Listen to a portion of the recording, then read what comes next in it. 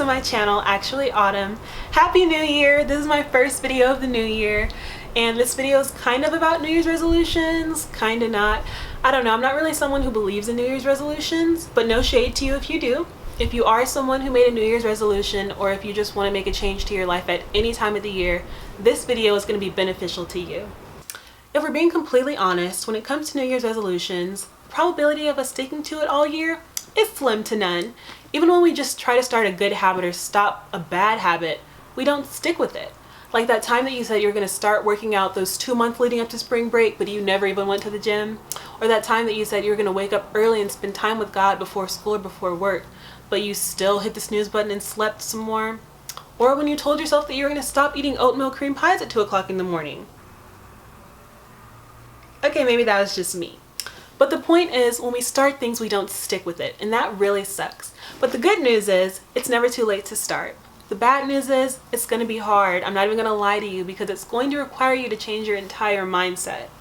Now, the reason that I call this video Getting Rid of the Slave Mentality is because I've been rereading the story of the Israelites in my quiet time. And I've been reading about how they cried out to God for years to free them from Egypt because they were slaves in Egypt. And so God finally freed them, and he had Moses lead them out of Egypt and take them on a journey towards the promised land. But you see, along the way on their journey, things got hard. They had to deal with things that they weren't used to. They had to live outside of their comfort zone. For example, the food that they ate. God would make manna rain down from heaven so the Israelites could eat it. And the Israelites would go out and gather it. Manna was like coriander seed. And so they would go out and gather it, and they would grind it up, and they would bake it into cakes and pastries. But that's not what they were used to eating. I was reading in Numbers, chapter 11,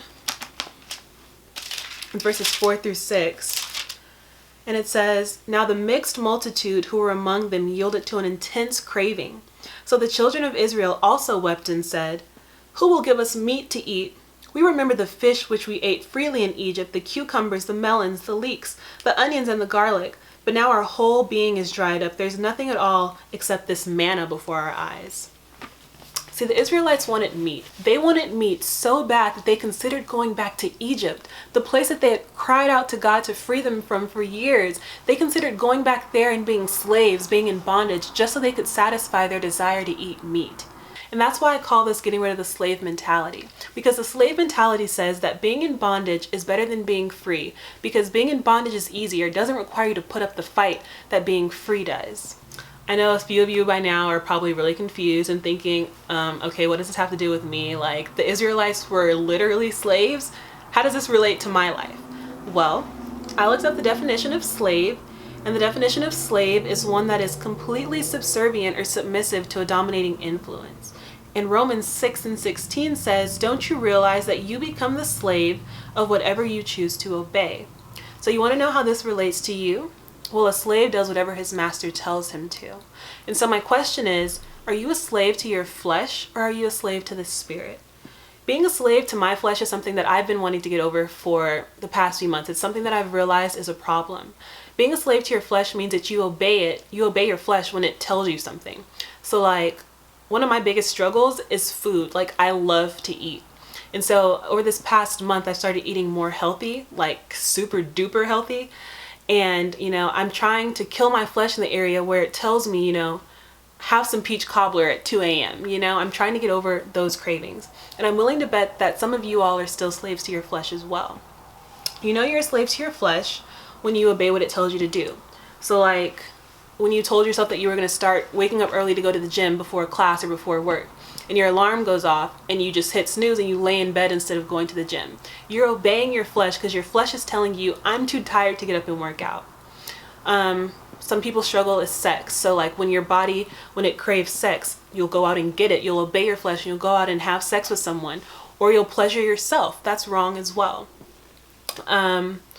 The possibilities are endless. My point is, we're slaves to our flesh, and that needs to stop. We need to get out of this mentality that says, I'd rather stay in this place, I'd rather stay in this bondage to my flesh than be free. My goal is to be a slave to the Spirit that lives on the inside of me, the Holy Spirit. And we'll know that we become a slave to the Spirit when we start to ignore the desires of our flesh, when we start to do the opposite of what our flesh desires, when it desires the wrong things. I heard a preacher, I think it was Cornelius Lindsay, say that when you feel like not doing something, that's when you know you should do it the most.